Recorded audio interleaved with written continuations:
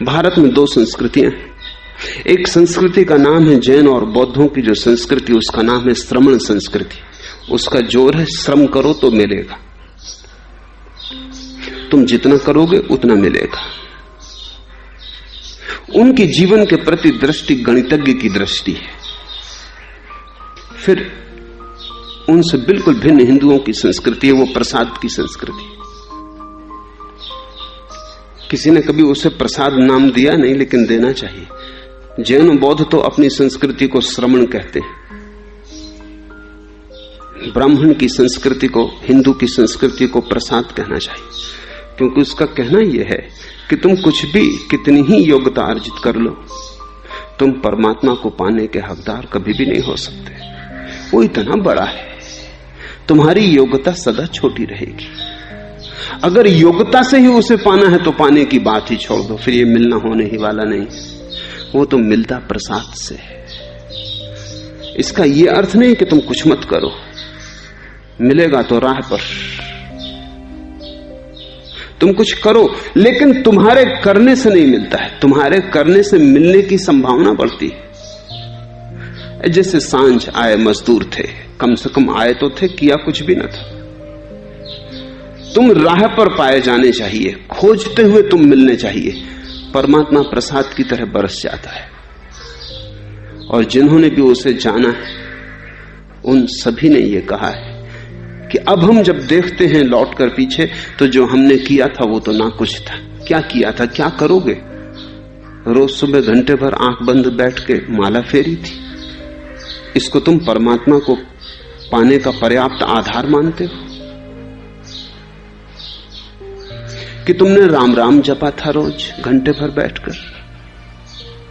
उस राम राम जपने को तुम मोक्ष को पाने के लिए पर्याप्त योग्यता मानते हो? जिस दिन तुम पाओगे, उस दिन तुम ये भी पाओगे कि जो किया था उससे तो इसका कोई संबंध नहीं मालूम होता। वो जो किया था वो तो ना किए के बराबर है। करने से तुम्हारी आकांक्षा तो पता चली थी, कोई योग्यता अर्जित न हुई थी। तुम चाहते थे कि परमात्मा मिले, ये प्यास तो पता चली थी, लेकिन तुमने उसे पाने के लिए कोई संपदा अर्जित कर ली है, ऐसा कुछ भी ना हुआ था। परमात्मा तुम्हारे प्रयत्न से नहीं मिलता, यद्यपि तुम प्रयत्न न करो तो भी न मिलेगा। इस जटिलता को तुम ठीक से समझ लेना। तुम प्रयत्न करोगे तो ही मिलेगा, लेकिन तुम्हारे प्रयत्न से नहीं मिलता, क्योंकि तुम्हारा प्रयत्न कितना छोटा है। तुम एक चम्मच लेके सागर को भरने चले हो। जब सागर तुम्हारे ऊपर बरसेगा तब तुम क्या कहोगे कि चम्मच के कारण बरस रहा है? तब तुम फेंक दोगे चम्मच को। चम्मच से तुम्हारी केवल प्यास का पता चला था, तुमने अपना निवेदन भेज दिया था उसके चरणों में। उसे खबर मिल गई थी कि तुम राजी हो। दादू कहते हैं, दादू गैव माही गुरुदेव मिला, पाया हम प्रसाद। गुरु भी जो देता है वो प्रसाद है। उसके पास बहुत है, उसे परमात्मा मिल गया है, वो बांटना चाहता है। वस्तुतः वो बोझिल है, जैसे बादल पानी से भरे हों और बोझिल, और चाहते हैं कि कोई भूमि मिल जाए जहां बरस जाए, कोई अतृप्त प्यासी भूमि मिल जाए जो उन्हें स्वीकार कर ले। जैसे दिया जलता है तो चारों तरफ रोशनी बिखरनी शुरू हो जाती, बटना शुरू हो गया, फूल सुगंधित होता है, कली खिलती है, हवाएं उसकी गंध को लेकर दूर दिगंत में निकल जाती, बांटना शुरू हो गया। जब भी तुम्हारे पास कुछ होता है तो तुम बांटना चाहते हो। सिर्फ वे ही पकड़ते हैं और कंजूस होते हैं जिनके पास कुछ भी नहीं। इसे भी तुम ठीक से समझ लो, क्योंकि ये बात थोड़ी पहेली सी मालूम पड़ेगी। मैं कहता हूं जिनके पास कुछ भी नहीं है वे ही केवल पकड़ते हैं और कंजूस होते, और जिनके पास कुछ है वे कभी कृपण नहीं होते और कभी नहीं पकड़ते, क्योंकि जिनके पास कुछ है वो ये भी जानते हैं कि बांटने से बढ़ता है। जिनके पास कुछ नहीं है वो डरते हैं, क्योंकि बांटने से घटेगा। गुरु तुम्हें देता है इसलिए नहीं कि तुमने साधना से, श्रम से योग्यता पाली, नहीं। गुरु तुम्हें देता है क्योंकि तुम्हारी आंखों में आंसू है।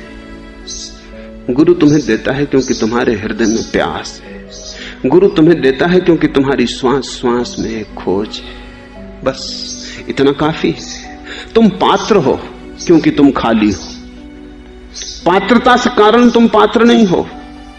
ये पात्र शब्द बड़ा अच्छा है, उसी से पात्रता शब्द बनता है। पात्रता से हम अर्थ लेते हैं योग्यता, लेकिन अगर ठीक से समझो तो पात्र का इतना ही मतलब होता है जो खाली है, जो भरने को राजी है।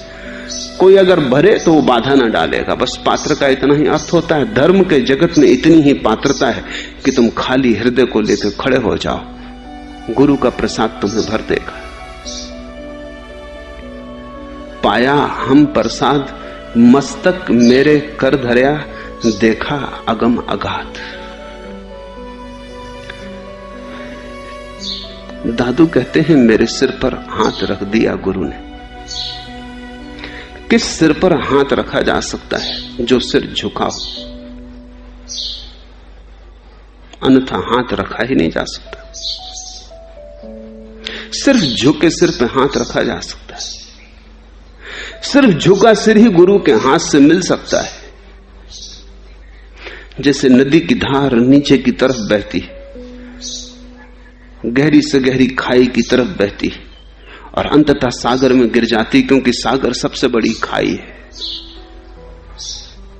पैसिफिक महासागर 5 मील गहरा खड्डा है, तो सारे जगत का पानी बहा जा रहा है सागरों की तरफ।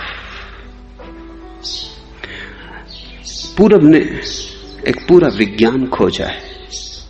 शिष्य झुके ताकि गुरु दे सके। अगर शिष्य झुकना नहीं जानता तो गुरु तैयार भी हो देने को तो भी देने का कोई उपाय नहीं।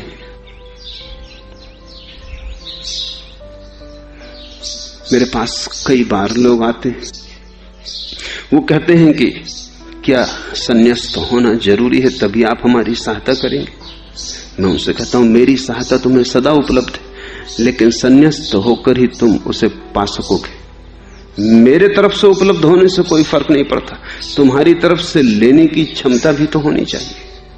संन्यास्त होने का कोई और अर्थ नहीं है, दीक्षित होने का कोई और अर्थ नहीं है। इतना ही अर्थ है कि हम झुकते, बस इतना ही अर्थ है कि हम झुकने को राजी हैं, हमारी तरफ से कोई बाधा नहीं।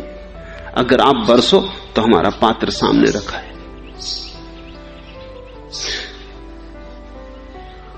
कठिन हो जाता है समझना उन्हें, क्योंकि वो सोचते हैं अगर मैं सहायता करने को तैयार हूं तो फिर सन्यास, दीक्षा, इस सब का क्या प्रयोजन है? क्यों ना बिना संन्यास्त हुए, बिना दीक्षित हुए उनको सहायता मिल जाए। शायद उन्हें लगता है कि मैं थोड़ा पक्षपातपूर्ण हूं, वो गलती में है।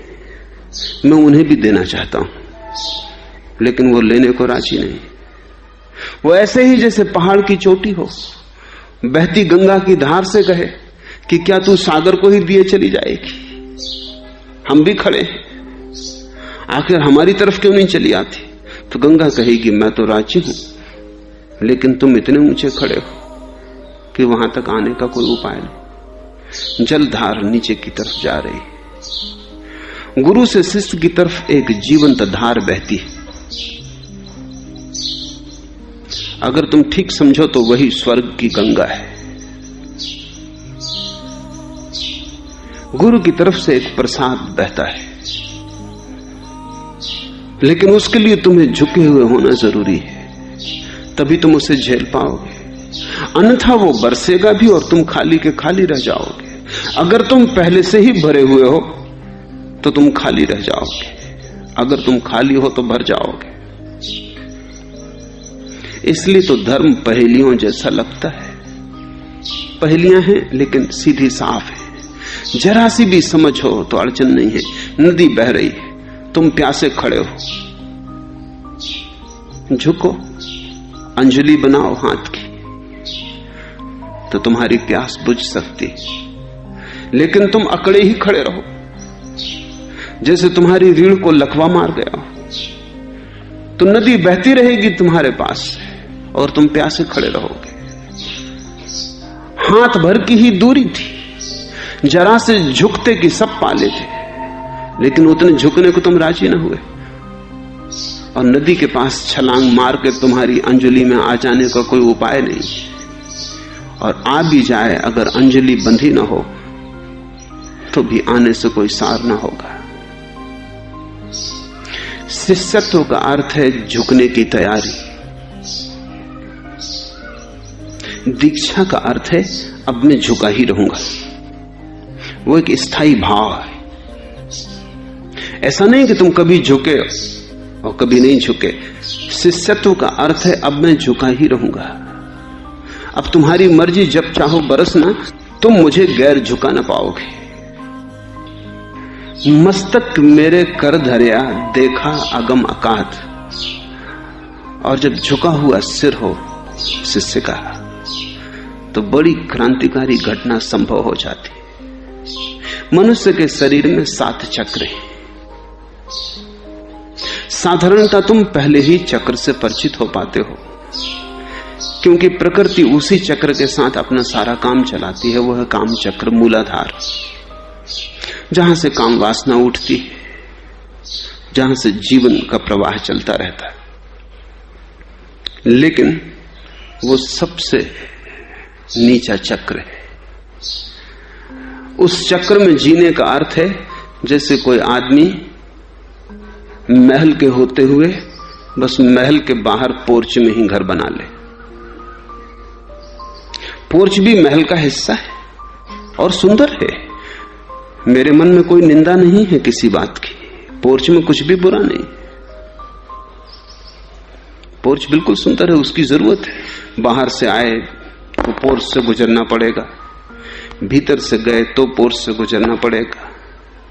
धूप होगी, वर्षा होगी तो पोर्च बचाएगा, लेकिन पोर्च कोई रहने की जगह नहीं कि वहीं रहने लगे। एक यूनान में बहुत बड़ा विचारक हुआ है ज़ीनो। उसकी विचार पद्धति का नाम स्टाइक है। ग्रीक भाषा में पोर्च का नाम है स्टोआ। वो पोर्च में ही रहता था ज़ीनो, इसलिए उसके पूरे दर्शन शास्त्र का नाम स्टाइक हो गया स्टोआ से। पोर्च में रहने वाला ज़ीनो, वो कभी महल के भीतर नहीं गया। वो पोर्च में ही जिया, पोर्च में ही मरा। कोई पूछता कि तुम इस पोर्च में क्यों जी रहे हो, तो वो बताता था कि वो उसकी त्यागपूर्ण दृष्टि। लेकिन ऐसा त्याग मूढ़तापूर्ण, ऐसा ही त्याग तुम भी कर रहे हो कि तुम काम वासना में ही जी रहे हो। वो जीवन का पोर्च है, इससे ज्यादा नहीं। महल बहुत बड़ा है और उस महल में बड़े अनूठे कक्ष हैं और उसके अंतर्गृह में स्वयं परमात्मा विराजमान है। तुम पोर्च में बैठे रहो, तुम यूं ही व्यर्थ जीवन को गंवा दोगे। 7 चक्र हैं। पहला चक्र काम है और 7वां चक्र सहस्त्रार है। जब शिष्य का सिर झुकता है गुरु के चरणों में, और केवल बाहर का ही सिर नहीं झुकता, भीतर का अहंकार भी झुक जाता है। जब ऐसी मिलन की घड़ी आती कि बाहर के सिर के साथ भीतर का अहंकार भी झुक जाता, ध्यान रखना, क्योंकि बाहर का सिर झुकाना तो बहुत आसान है, कम से कम भारत में तो बहुत ही आसान है। लोग अभ्यस्त है, औपचारिक है, सिर झुकाने में उन्हें कुछ लगता ही नहीं, वो केवल परंपरागत है। लेकिन अगर तुम उनके अहंकार की तस्वीर ले सको तो भारतीय को तुम झुकते हुए देखोगे, सिर तो झुका हुआ आएगा तस्वीर में, अहंकार खड़ा हुआ आएगा तस्वीर में। और यह भी हो सकता है कि सिर झुकाने से भी अहंकार मजबूत हो रहा हो। जीवन जटिल है कि एक नई अकड़ पकड़ रही हो कि मैं तो विनम्र आदमी हूं, देखो कहीं भी सिर झुका देता हूं, देखो मेरी विनम्रता। जब तुम्हारा सिर भी झुकता है और तुम्हारे भीतर का सिर भी झुक जाता है, तुम्हारा अहंकार जब ऐसी मिलन की घड़ी आती है, जब तुम पूरे ही झुके हुए होते हो, तो गुरु का हाथ अगर उस घड़ी में तुम्हारे सहस्त्रार पर पड़ जाए तो उसकी जीवन धारा तुम में प्रवाहित हो जाती, और जो काम तुम अपने ही हाथ से जन्मों में न कर पाते वो क्षण में घटित हो जाता, वो प्रसाद हो जाता। तुम्हारी सारी जीवन ऊर्जा गुरु की जीवन ऊर्जा के साथ ऊर्ध्वगामी हो जाती, तुम्हारा सातवां चक्र सक्रिय हो जाता है। और ये जो चक्र सक्रिय हो जाए तो दादू कहते हैं देखा अगम अगाध।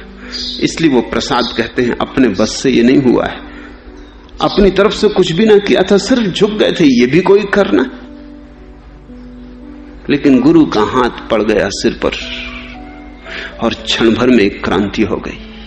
गुरु की बहती ऊर्जा ने तुम्हारे जीवन के सारे छिन्न भिन्न तार जोड़ दिए, खंडित वीणा अखंड हो गई।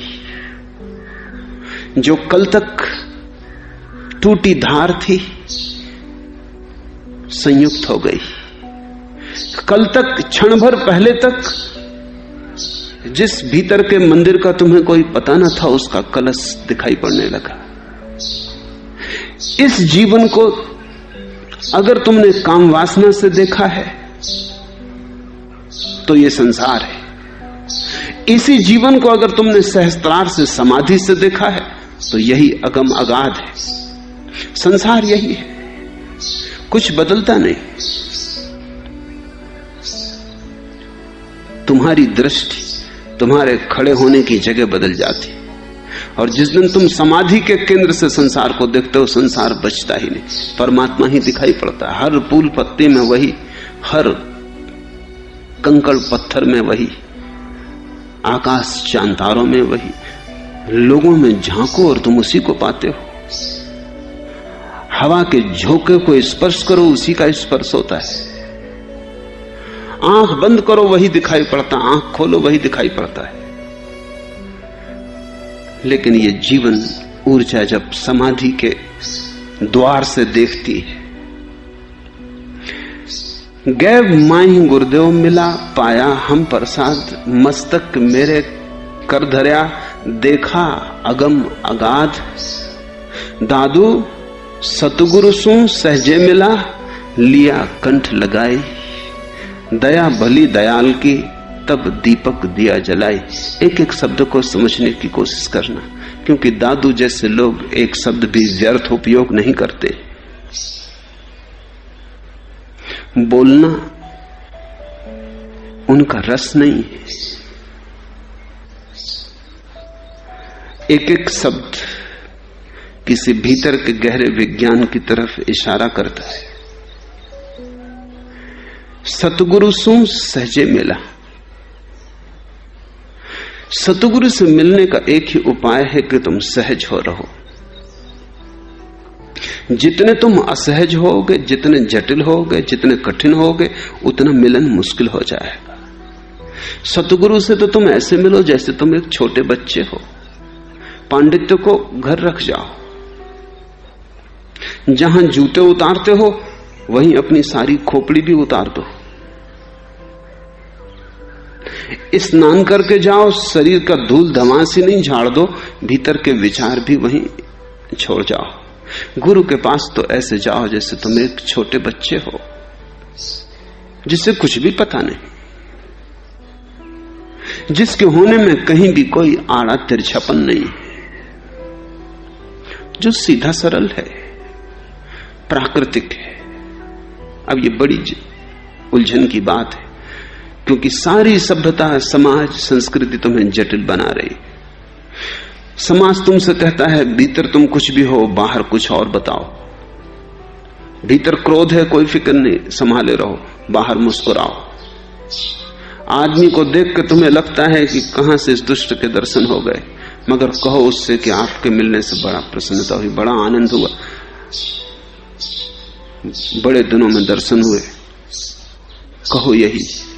मेहमान घर आता है, तबीयत होती कि फांसी लगा लो, मगर स्वागत में पलक पावड़े बिछा दो। सारी जीवन व्यवस्था झूठ, जटिलता, पाखंड पर खड़ी है, किसी को सरल होने का उपाय नहीं,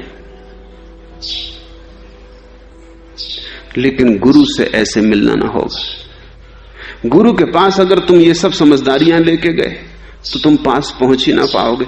निकट पहुंच जाओगे, पास ना पहुंच पाओगे।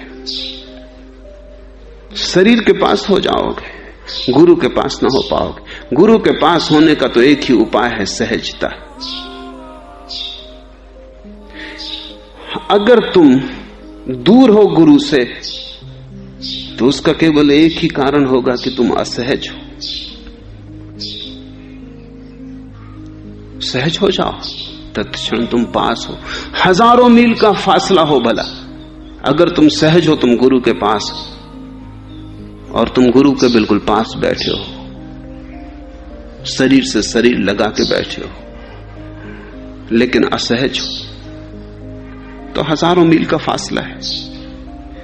सतगुरु सो सहजे मिल्या, लिया कंठ लगाए। अगर तुम सहज हो तो गुरु तुम्हें कंठ लगा लेगा। कंठ शब्द सोचने जैसा है, क्योंकि ये सब अलग अलग चक्रों के नाम हैं। कंठ पर 5वां चक्र है,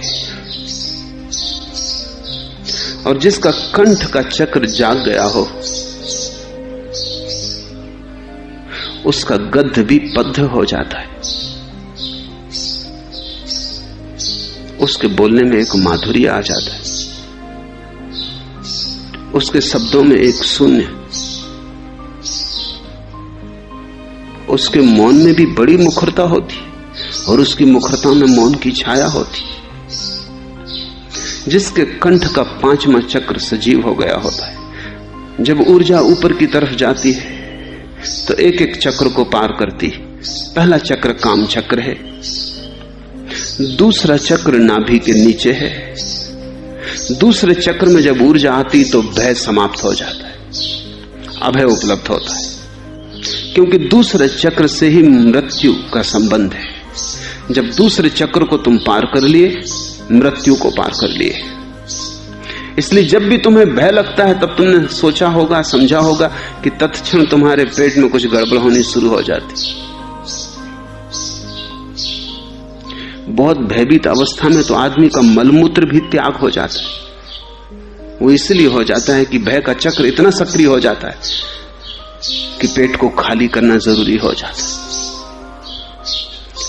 भयभीत आदमी के पेट में अल्सर हो जाते, चिंतित आदमी के पेट में अल्सर हो जाते।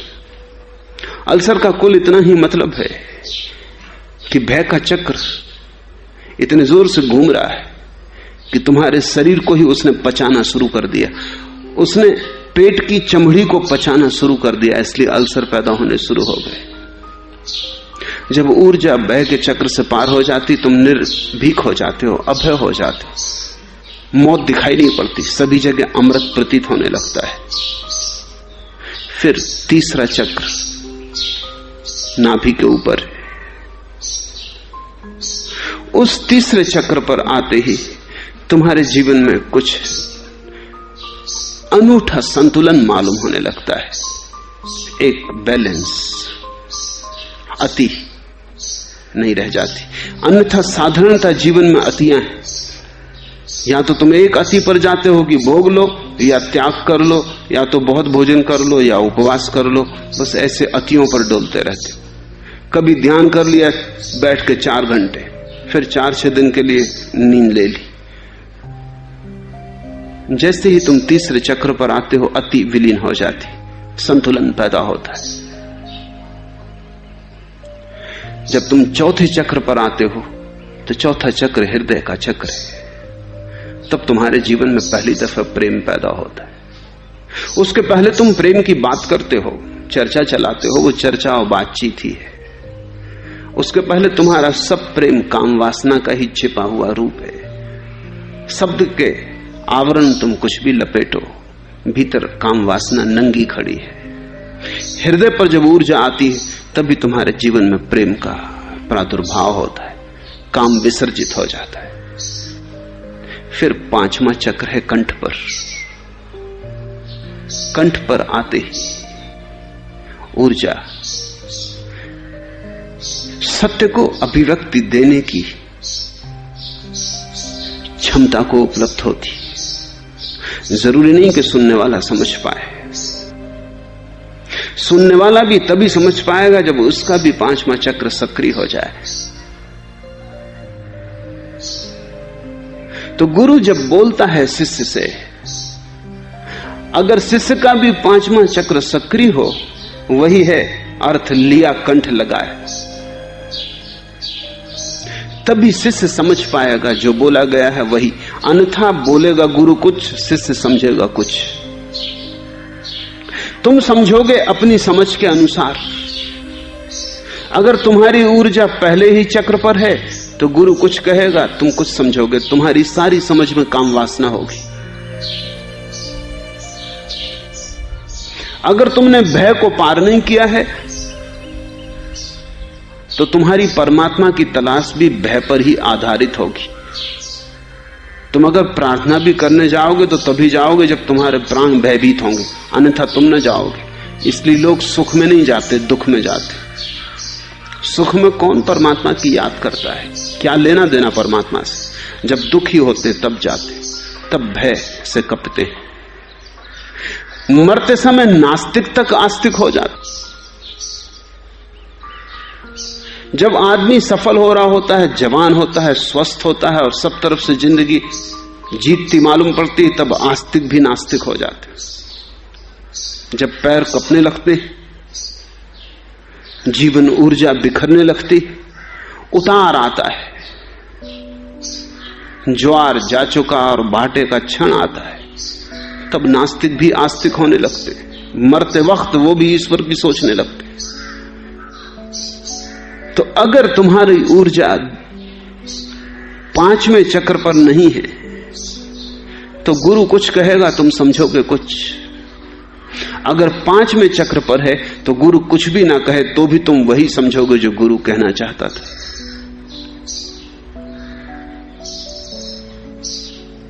एक तार जुड़ जाता है, एक संवाद की संभावना शुरू होती। सत्य कहा नहीं जा सकता इसलिए कि सत्य को सुनने वाला मौजूद नहीं होता।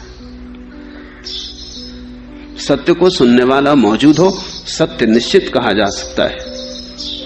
कहने तक की जरूरत नहीं, प्रति बिना कहे भी कहा जा सकता है। गुरु चुप बैठा रहे और शिष्य चुप बैठा रहे तो दोनों के कंठों में एक लेन देन शुरू हो जाता है। सतगुरु सो सहजे मिला, लिया कंठ लगाए, दया भली दयाल की तब दीपक दिया जलाए। और अनुकंपा है गुरु की कि फिर उसने दिया जला दिया। दिया है छठवां चक्र, जिसको शिवनेत्र कहें, थर्ड आई कहें, जो तुम्हारी दोनों आंखों की भौहों के मध्य में, वो दिया है, क्योंकि वहीं से रोशनी फिर भीतर भर जाती है। गुरु समझाता है, गुरु जताता है, बताता है, इशारे करता है, ताकि तुम्हारी जीवन ऊर्जा पांचवें से छठवें की तरफ यात्रा कर ले। अगर तुम सुनने में राजी हो, अगर तुम तत्पर हो, तल्लीन हो, तो जल्दी ही ऊर्जा दिया बन जाएगी। जिसका भी तीसरा नेत्र खुल गया उसके भीतर प्रकाश ही प्रकाश हो जाता है, और जिसके भीतर प्रकाश है उसके बाहर भी अंधकार नहीं। वो जहां भी जाता है अपने ही प्रकाश में चलता है। उसके लिए संसार में फिर कहीं कोई अंधकार नहीं।